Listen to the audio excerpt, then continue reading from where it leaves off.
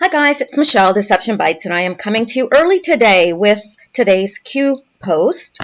Now, Q dropped this late last night, and I did look at it last night and kind of decoded most of it and finished up this morning. So I'm bringing it to you early today, which is woohoo! Yeah, I feel good bringing it this early. Hopefully I can do that more often. So let's get into it because there's a lot here, even though it's one post, and I am expecting perhaps to have more drops today. Now, today is May 8th, and it's 12:20 p.m. Eastern Standard Time, and this was dropped on May 7th at about 11:30 at night. So let's get into it. So Q says to us, think logically. Mass exodus in DC? Yes, of course, there is.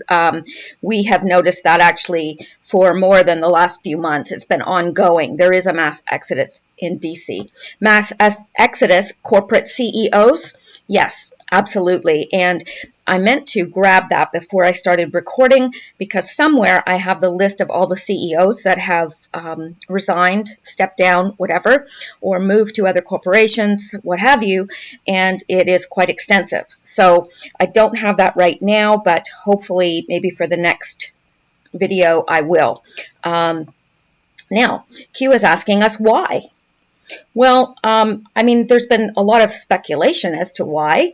I think the mass exodus in DC is pretty explainable because Q said that those who would not seek another term would not be actively prosecuted. Other people have been forced out, fired forcefully. Some are cooperating with testifying and so forth. Others are not.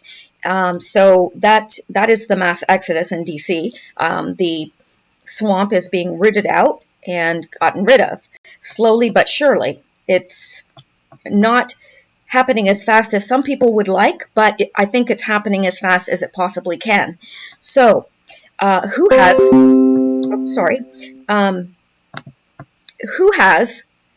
the power? Well, obviously the President of the United States has the power. Who has the control? Obviously, the President of the United States has the control.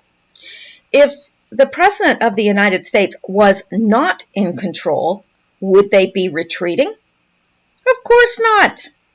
Of course not. I mean, if the President really wasn't in control and he said, look, you know, I'm firing you, get out, it wouldn't work. They'd laugh. They'd say, yeah, whatever, and go back to work. You know, like if you're working in an organization and someone that has absolutely no power or authority over you comes up and says, hey, you're fired, what would you do? You'd be like, yeah, get out of my face. And you'd go back to work, right? I mean, I would. Or you wouldn't go and pack up your desk and leave. Because then your real boss would be like, what are you doing? Like, why were you listening to him? So, yeah, they wouldn't be retreating if the President of the United States was not in control. They wouldn't even be listening to him. So, who is the Attorney General? Well, that is Jeff Sessions. And who must approve the firing or dismissal of Department of Justice officials? Well, as head of the Department of Justice, it would be Sessions who would approve the firing or dismissal of Department of Justice officials, right? He's the head. He would have to approve it. So Trump could say, okay, you and you and you out. But Sessions would have to approve that. So what does that tell us? Quite a lot, actually. Now, Q says, reread Department of Justice organization change. Open source. Open source means it's openly available. This isn't hidden from view from the general public, that it's openly available out there and easily findable. Open source, more in pipe. So not only are the ones that I'm about to list, has it changed in that sense, but there's more coming, is what he's saying. Now, this is the list that I found of the Department of Justice organization changes. Rachel, and I put it in alphabetical order just, well, because I'm like that. Rachel Brand Now, she is the Associate Attorney General, number 3 official behind Deputy Attorney General Rosenstein, and she has been fired. John Carlin, he is the Assistant Attorney General, head of DOJ's National Security Division. He's been fired. David Loffman, he's the Chief of the Justice Department's Counterintelligence and Export Control Section, and I believe he is cooperating. I forgot to put that there. Mary McCord, Acting Assistant Attorney General / Acting Head of Department of Justice National Security Division, and she's been fired. Bruce Orr, Associate Deputy Attorney General, his power has been removed and he is cooperating. Sally Yates, Deputy Attorney General and Acting Attorney General, she has been fired. So that's 6 major people within the Department of Justice that have been fired recently, and that's quite something, really, when you think about it. Now, who is the FBI director? Well, that would be Christopher Wray. Who must approve the firing or dismissal of FBI agents? Well, obviously, Christopher Wray. He's the head of the department. He would have to approve any firing or dismissals. Now it says, reread FBI organizational change, open source, more in pipe. So he's saying, he's just repeating the exact same thing he did up here, and he's saying this is openly available, but there's more coming. So let's take a look at that, keeping in mind that Christopher Wray would have had to approve these dismissals. James, and again, I put them in alphabetical order. James Baker, fired. Josh Campbell, Special Assistant to James Comey, fired. James Comey, Deputy Director, FBI, fired. Mike Cortan, FBI Assistant Director for Public Affairs, fired. Andrew McCabe, Deputy Director of the FBI, fired. Lisa Page, FBI aide, fired. Bill Priestap, Head of Counterintelligence, Strzok's boss, his power has been removed and he is cooperating. James Rybicki, Chief of Staff and Senior Counselor, he's fired. Peter Strzok, Deputy Assistant Director of Counterintelligence, he's cooperating and his power has been removed. So that is quite the list. And keep in mind that Christopher Wray has approved all of these firings, dismissals, or reduction in power. So let's continue. So Q naturally asks, if Sessions and Wray are DC swamp, deep state, why are they cleaning their respective houses? Well, that's a good question. That's a good question. If you're part of the swamp, why would you get the swamp out of your house? Right? You wouldn't want a clean house. That would be the last thing you'd want. Right? If you're swamp, you want the swamp around you. You don't want a clean house. So Q says tells us to use logic. Yeah, let's use logic. Why are they slow walking unredacted data? Why are they slow walking documented disclosures? Well, we're going to take a look at that in a minute. Why is the White House backing up the Department of Justice? Well, quite obviously, they agree. The White House is in agreement with everything that's happening in the Department of Justice, right? Otherwise, they wouldn't be backing them up. Q tells us to use logic. That's exactly what we're doing. We're looking at this with logic and looking at this without all the emotions of, why aren't they in jail? Why aren't they in Gitmo? Okay, we need to like leave that behind and start looking at this logically. Why? Maybe, just maybe, there are reasons why it's taking so long, because there's strategy here. Which is why Q keeps saying, trust the plan. He's not telling us to blindly trust. He's not telling us that. He's saying there's a plan, it's in motion, trust that plan is being worked out systematically with precision. And that's exactly what's happening. We need to stop all this, and I'm talking to all of us. We need to all stop freaking out. Like some of these tweets that I'm reading, especially from the person that I mentioned in the last video, and saw some of the tweets today. It's ridiculous. They don't work according to our timetable, and there's things that we don't know happening behind the scenes. Like, calm down. Everything's in control. The President of the United States has not fallen off his throne there, so to speak. And speaking of his seat of power as his throne, he's not fallen off. He's not, he's. This is being worked out systematically, and it's happening. So, why is the White House backing up the DOJ? Well, quite obviously, because they agree with what's happening. What if the same data is being used by other investigators? Now, Q's asking this as a question, but it's rhetorical, because the same data is being used by other investigators, as we'll see.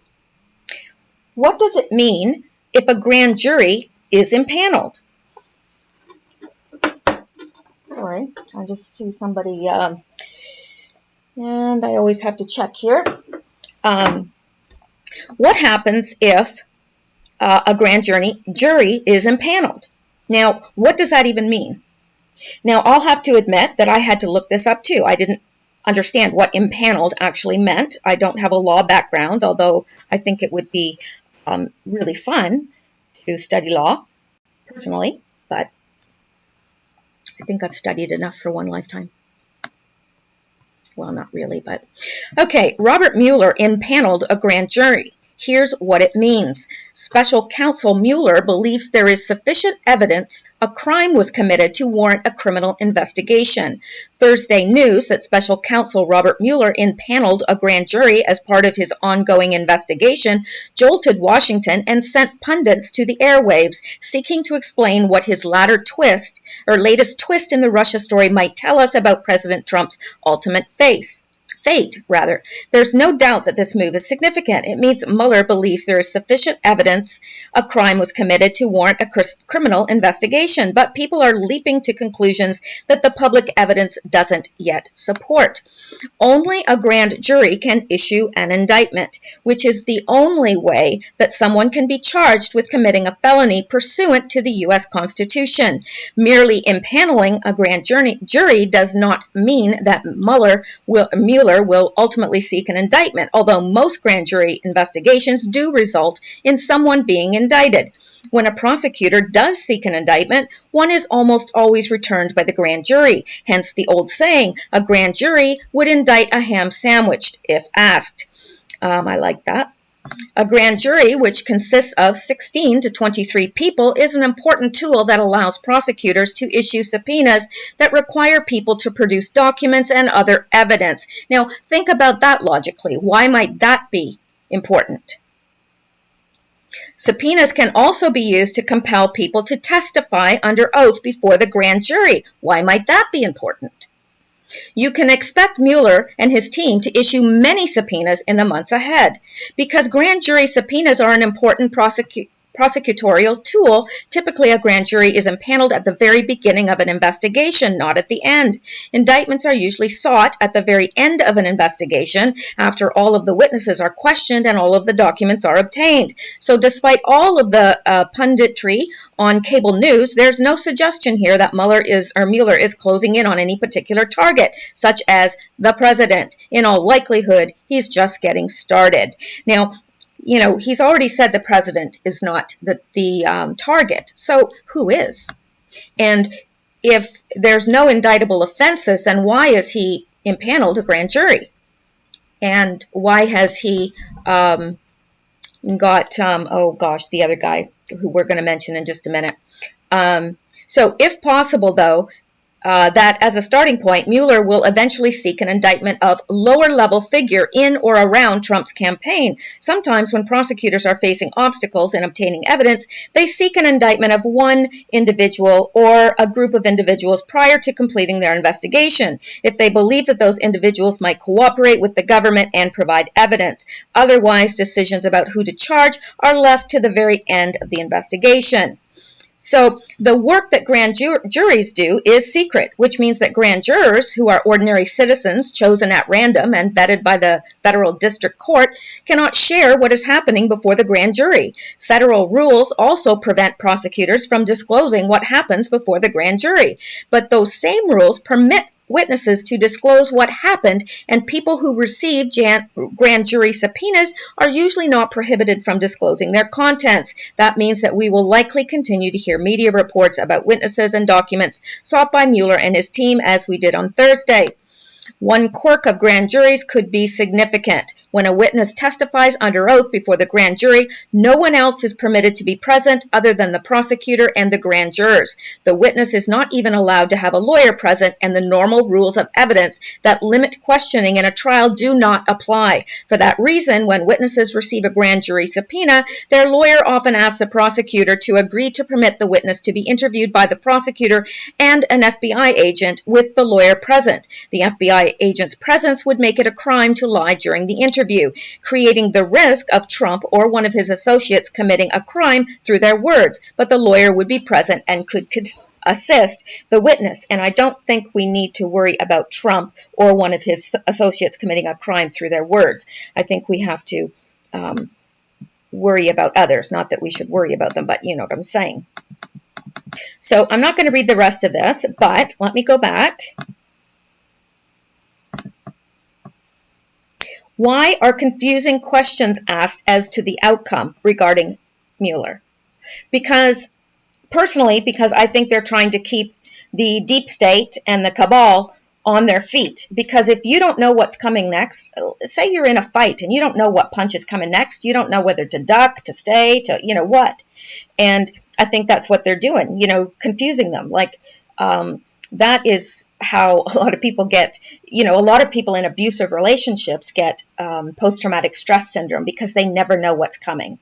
They never know what's coming. They might walk in the door and your spouse might be in a wonderful, wonderful mood, and you might walk in the door and they might punch you in the face. Now, I have lived through that, so I understand how that can destabilize you and make you get you off your feet, and you're not sure what's coming. You're not sure what's going to, you know, what is happening, what is that person's thinking, what they're about to do next. It's totally unpredictable. And I think, honestly, quite frankly, I think that that's what's happening here.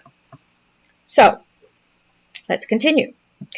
What would be the purpose of creating confusion? Well, quite simply for what I just said, it confuses the enemy and they don't know where this thing is headed. You know, they're not sure whether, you know, Trump is about to go down, he's going to get impeached, he's going to be, you know, whatever. They don't know because they're told different things all the time. Same with us. And of course, because the world is watching these boards, Q can't tell us everything. You know, you don't think the enemy's watching these boards? They are. Absolutely they are. Or else we wouldn't have all the clown attacks, right? And trolls.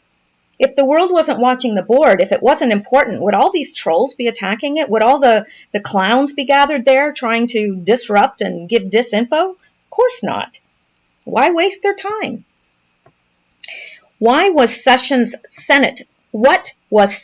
Senate confirmation vote? Well, he was confirmed 52 to 47. 52 for, 47 against, obviously, and you need 51 votes to be confirmed. So he just slid by the skin of his teeth. Now, what was Rod Rosenstein's Senate confirmation vote? Well, his was 94 to 6. 94 for, 6 against. So he had a landslide victory as compared to Sessions. If Rod Rosenstein is dirty, Mueller must also be dirty. If Mueller is dirty, Rod Rosenstein must also be dirty. Now, some people have pointed to this and said, oh, see, Q is saying that they're white hats. No, he didn't say that. He's asking us to think about it. He didn't say any such thing. He's asking us to think about it. Common denominator. Now let's move down here. Why did Sessions pick Rod Rosenstein? I'm not sure. There's been a lot of speculation, but I'm not 100% sure, so I'm not going to add to that speculation. And Q basically says this below. Everyone has an opinion. Few have the facts. Few know the plan. Midterms, save and push. Swing voters to retake House, Senate? Well, if we listen to the Democrats, that's what we would be led to believe. Impeachment proceedings, open source, initiated? Well, if we listen to the Democrats, that's what we'd be led to believe. Power at all costs, blue wave? Well, that's what the Democrats are trying to make us believe. Use logic. Why must the DOJ and FBI be cleaned first? Well, isn't it obvious? To prepare for justice stage to take place. Q has already told us we're entering into the justice stage. In order for that to take place, the DOJ and the FBI have to be clean. Makes sense, right? What is the DOJ responsible for? Well, the DOJ is responsible for the enforcement of the law and administration of what? Justice in the United States. And what stage are we in? The stage of justice. Interesting that the horse Justify won the Kentucky Derby. I thought that was very interesting. And also very interesting that the horse was bred in Canada. I just, wanted to throw that out. I love United States. I love United States, but I was born in Canada, so I do have a place in my heart for Canada as well. What is the FBI responsible for?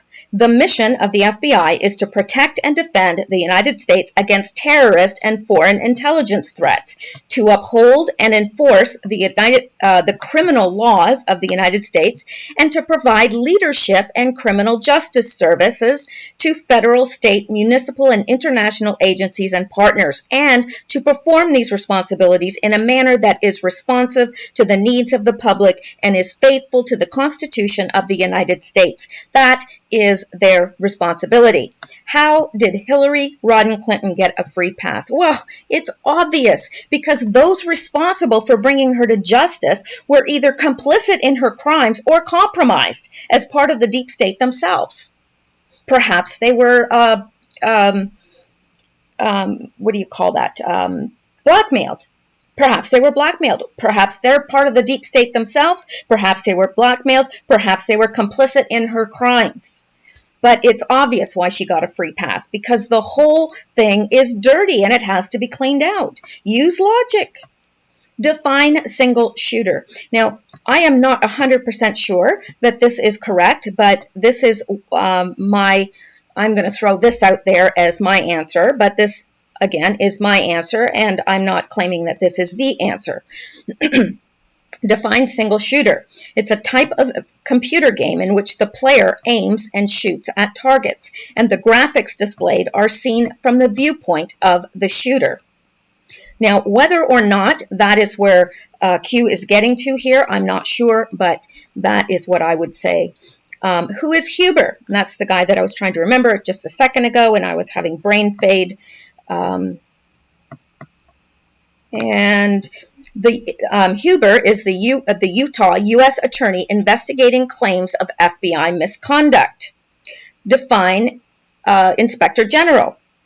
In the United States, an Inspector General leads an organization charged with examining the actions of a government agency, military organization, or military contractor as a general auditor of their operations to ensure they are operating in compliance with generally established policies of the government, to audit the effectiveness of security procedures, or to discover the possibility of misconduct, waste, fraud, theft, or certain types of criminal activity by individuals or groups related to the agency's operation. It's usually involving some misuse of the organization's funds or credit. In the United States, there are numerous offices of Inspector General at the federal, state, and local levels. So I wanted to go up here because, what did I say here? I wanted to make note here that when Sessions recused himself a year ago from the investigation into Russian meddling in the 2016 U.S. presidential election, he set in motion the chain of events that culminated in the appointment of special counsel Robert Mueller. Trump has never forgiven him. Now, I think all of this, rhetoric and whatever around that is faked. I really do. Trump has never forgiven him. In public and private, the president has denigrated the proud former senator, calling him an idiot, beleaguered, and disgraceful. I think that was a show. I really do. I don't believe that President Trump feels that way. I don't for a second believe that. So let's go down here and continue on. When does Sessions step back in? And I don't know, but Q is really giving us a clue here when he says already is. I don't know. Why did Sessions secretly engage Huber? I didn't finish this. I said perhaps because he, I guess I hadn't had my coffee yet this morning when I wrote that. Not sure. Perhaps because he, why did Sessions reveal, oh, I thought that said when. When did Sessions reveal Huber? And it was March 29th, 2018. And why? I think because it caused panic in the deep state, because Huber can actually prosecute. So that's what I believe. Now, timing is everything, as we've heard before. Department of Justice does not discuss ongoing investigations or confirm specific matters. What about the active investigation into leaks? Horowitz oversees a nationwide workforce of more than 450 special agents, auditors, inspectors, attorneys, and support staff whose mission is to detect and deter waste, fraud, abuse, and misconduct in the DOJ programs and personnel and to promote economy and efficiency in department operations. End quote. Why did Mike Pompeo step into the CIA prior to the Secretary of State? Well, let's take a look here. Not that I really know the answer to that, but where did I? Okay, on November 18th, President-elect Donald Trump announced that he would nominate Pompeo to be the director of the Central Intelligence Agency. He was confirmed by the United States Senate on January 23rd, 2017, with a vote of 66 to 32, and sworn in later that day. In February 2017, Pompeo traveled to Turkey. See, I'm reading this because I think it's going to answer that question, in part. Pompeo traveled to Turkey and Saudi Arabia. He met with Turkish President to discuss policy on Syria and ISIL. Pompeo honored the then Crown Prince of Saudi Arabia, Mohammed bin Nayef, with the CIA George Tenet Medal. It was the first reaffirmation of Saudi Arabia-U.S. states relations since Trump took office in January 2017. In March 2017, he formally invoked executive privilege to prevent CIA agents, including Gina Haspel and James Costana, from being compelled to testify in the trial of Bruce Jessen and James Elmer Mitchell. In June 2017, Pompeo named Michael D'Andrea head of the CIA's Iran Mission Center. So it looks like he has been delving into a lot of things, right, or when he was CIA director, that was near and dear to the president's heart and probably needed someone that he could trust to handle.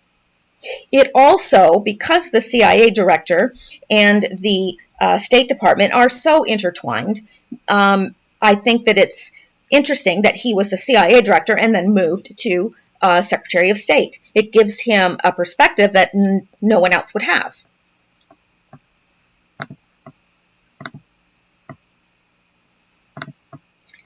So,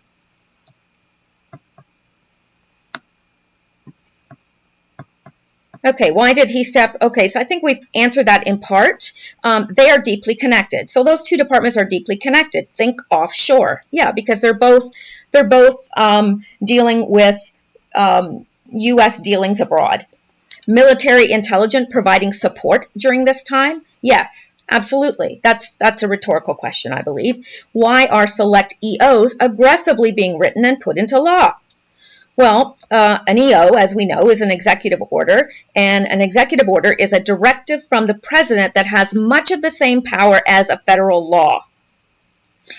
So, And I said over here, I added a little bit of information. Article 2 of the U.S. Constitution vests executive powers in the president, makes him the commander-in-chief, and requires that the president shall take care that the laws be faithfully executed. Laws can also give additional powers to the president. While an executive order can have the same effect as a federal law under certain circumstances, Congress can pass a new law to override an executive order subject to a presidential veto. Every president since George Washington has used the executive order power in various ways. Washington's first orders were for executive departments to prepare reports for his inspection and a proclamation against the Thanksgiving holiday. After Washington, other presidents made significant decisions via executive orders and presidential proclamations. Now,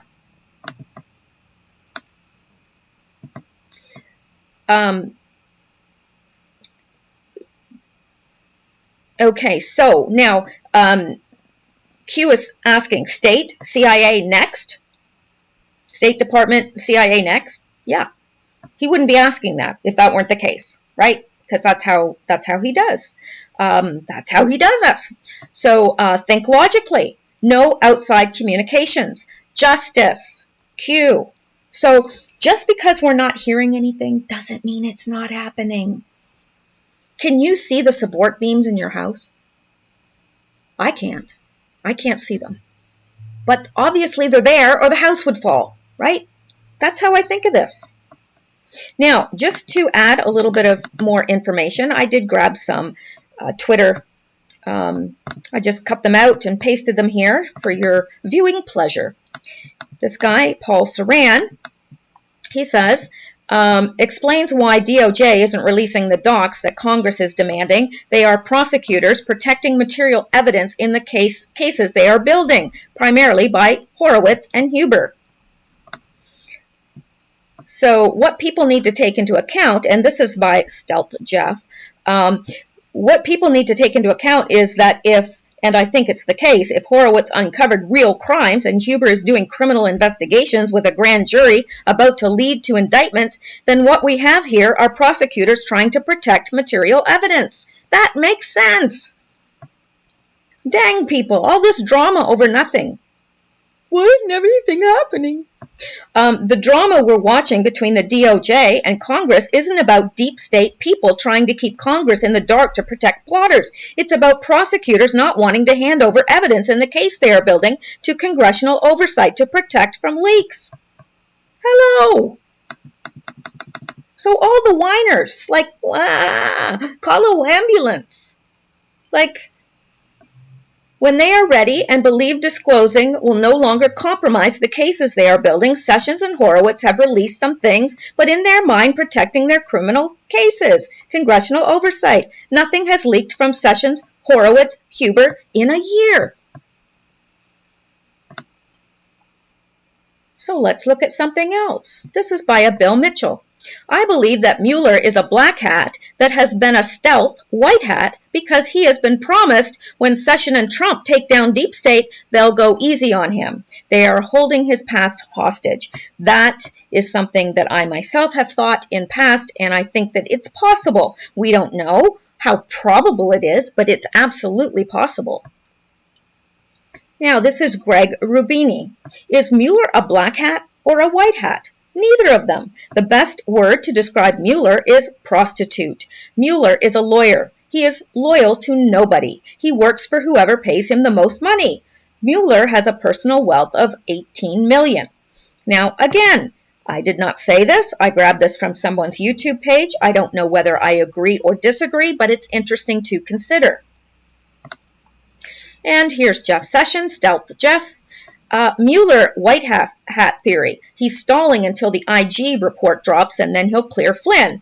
Mueller black hat theory. He's desperately trying to save the guilty plea but keeps having to turn over more exculpatory evidence to Flynn's team thanks to these guys. Sessions, Horowitz, Huber. All right.